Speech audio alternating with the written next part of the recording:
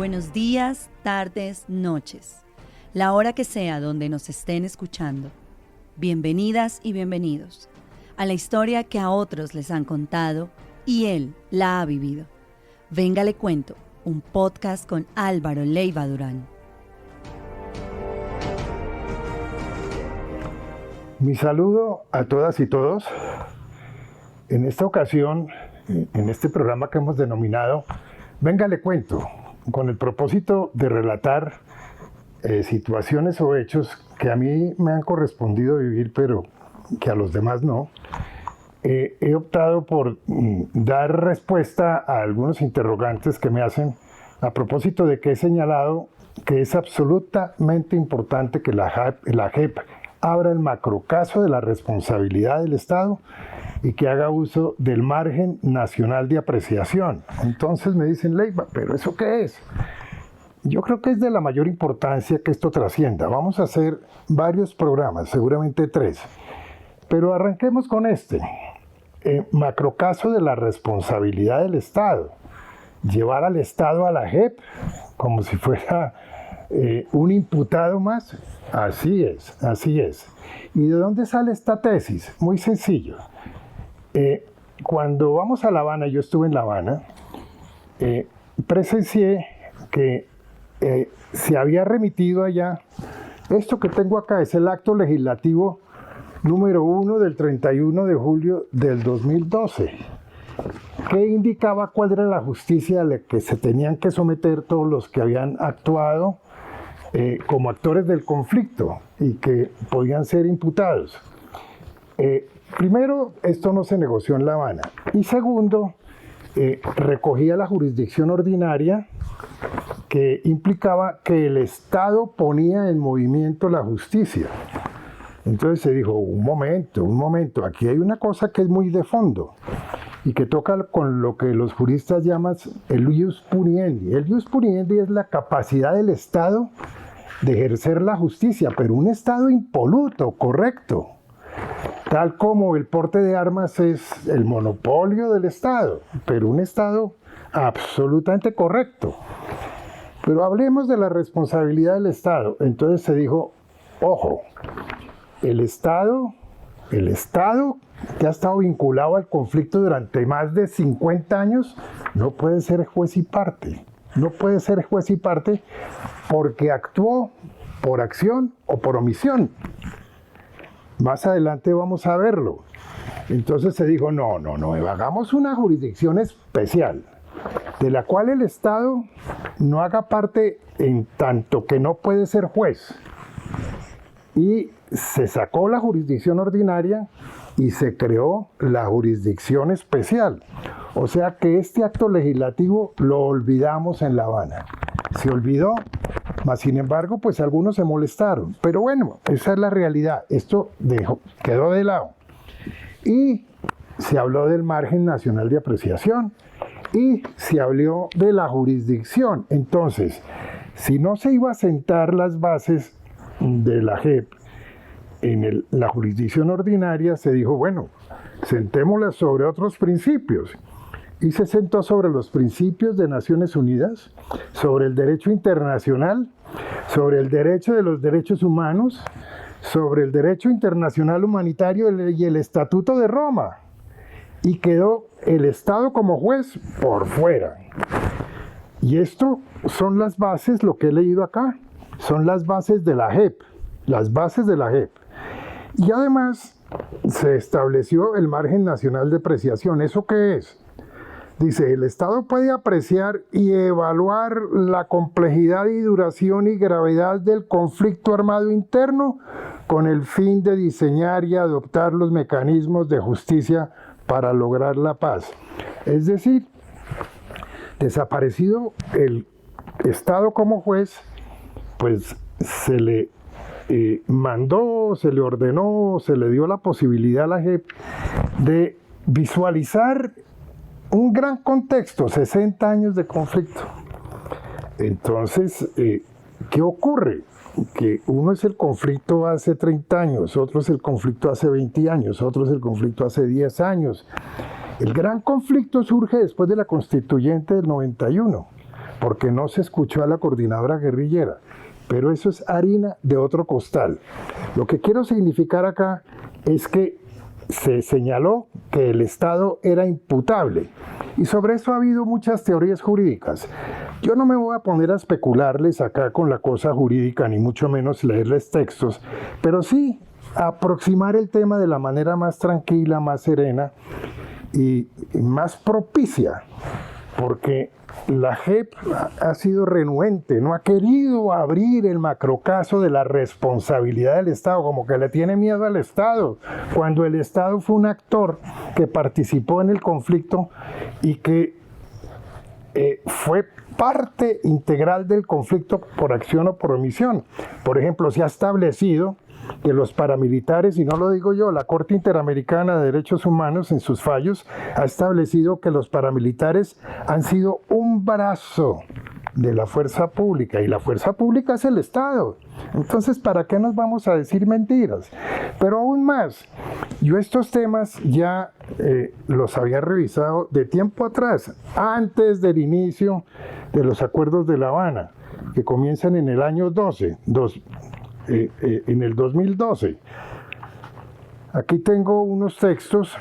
Este se llama ¿Cómo sacar este país adelante? Álvaro Leiva Durán es uno de los que participan. Estudio a Kelsen para establecer si el Estado es responsable o no.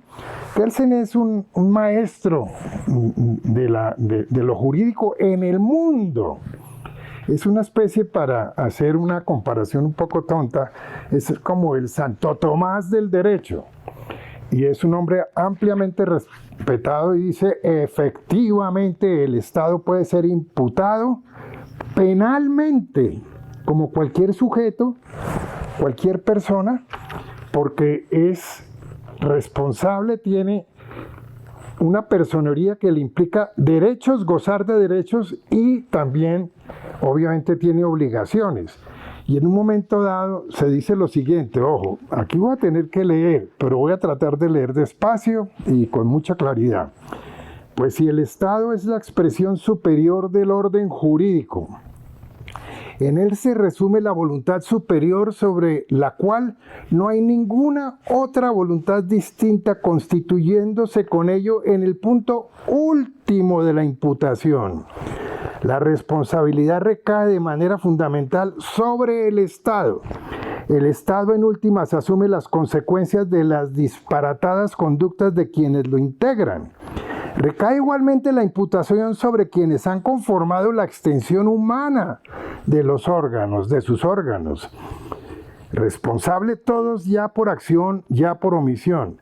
El Estado es responsable político último. El Estado es responsable político último, quedando por examinar la responsabilidad de quienes lo han personificado, algo que va más allá de la idea de concretarla en cabeza de los jefes del Estado. Y está la responsabilidad penal insoslayable de quienes han incurrido en acciones típicamente antijurídicas y culpables, en función de la conducta del Estado.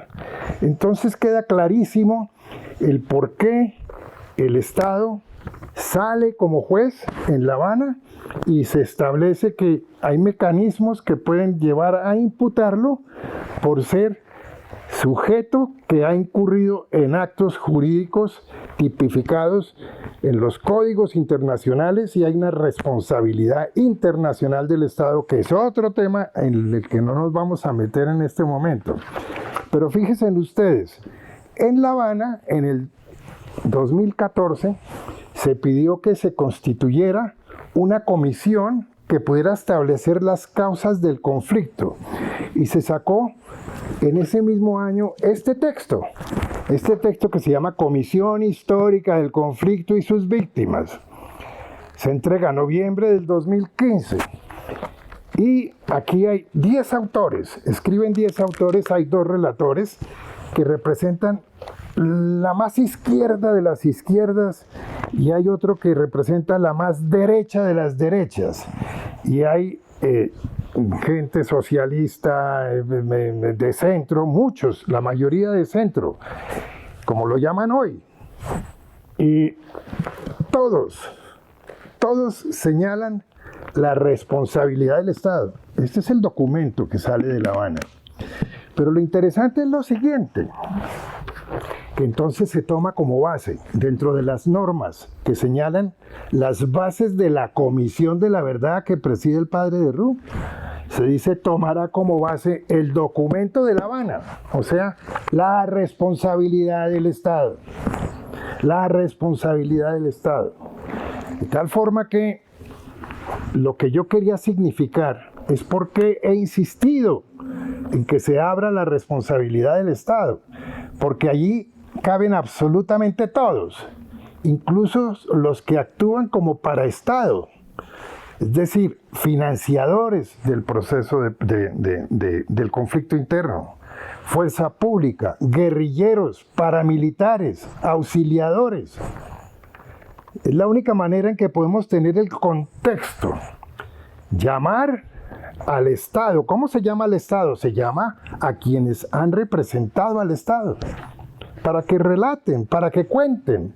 No necesariamente para enchiquerarlos o meterlos a la cárcel, pero para tener el contexto de lo que ocurrió. Porque, óigase bien, y yo se lo quiero decir desde aquí a los señores de la JEP, es que el proceso con el ELN está vinculado a esto que se ha hecho, y el proceso con los disidentes. Y mucho de lo que ocurre hoy en materia de orden público es porque no se visualiza un camino racional hacia un nuevo proceso de paz, que no se inicia en el próximo cuatrenio, hay que iniciarlo desde ya, desde ya. Yo precisamente aspiro a ir este fin de semana a Arauca para conocer de cerca y manifestarme libremente, sin las cortapisas del Estado, sobre el tema de cómo llegar a la paz integral y a la paz total. Pero sobre la base de que se pueda señalar que hay un gran imputado, un macro imputado, un gigante que se llama el Estado, y que hay que llevarlo a un macrocaso en la JEP, sin temores. He visto por ahí un magistrado, una magistrada que está allí en la JEP y que hizo parte de los negociadores del gobierno, que fueron esencialmente enemigos de lo que finalmente salió. Yo creo que hay que elevar el corazón allá adentro en la JEP y ponerse en la camisa del país. El país quiere verdad, el país quiere solucionar el tema del conflicto interno, el país quiere vivir tranquilo, el país quiere pasar la página. Y si la JEP no ayuda, pues este conflicto interno se va a prolongar en el tiempo. Hay temas por definir y hay necedades que hay que sobrepasar. Todas las tenemos, pero las que no puede tenerlas es la JEP.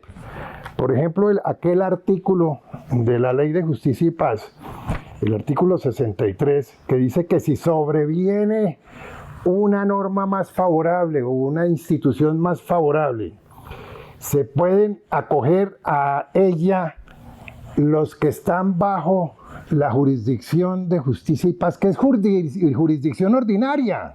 Es el Estado haciendo justicia sobre la base de que el Estado es imputable. Personalmente, creo que va a llegar un momento en los nuevos procesos en que hay que desmontar a justicia y paz. Porque es que uno no puede tener dos justicias cuando se trata del mismo problema, que es el problema de orden público.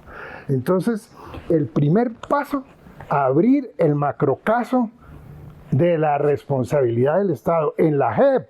En la JEP. Yo tuve un regalo de la vida, porque fue un regalo que me entregó la vida.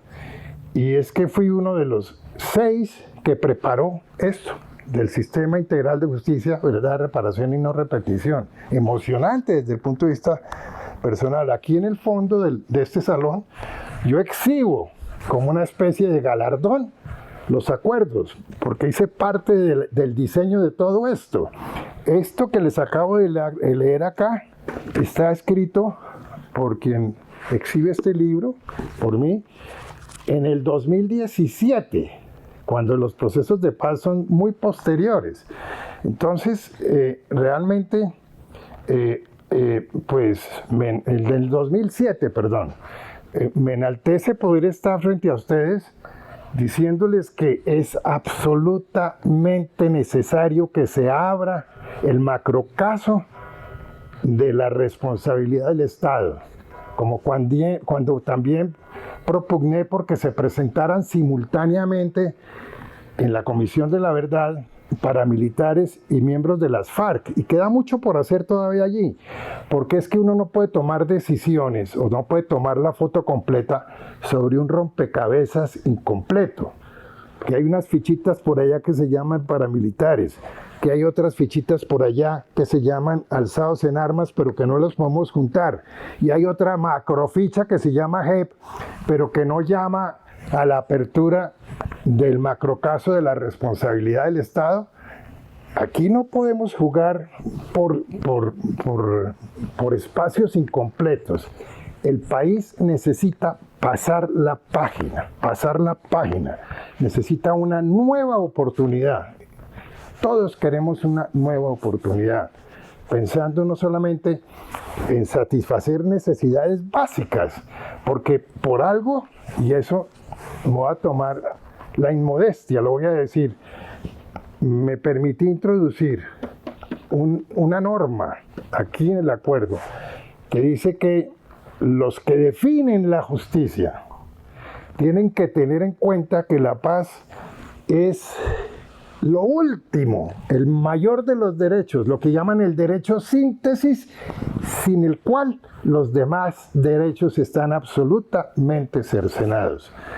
Yo agradezco que me atiendan durante este rato en el entendido de que es la primera conversación sobre este tema que creo que es absolutamente fundamental para llegar a la paz total y a la felicidad nacional. Muchas gracias.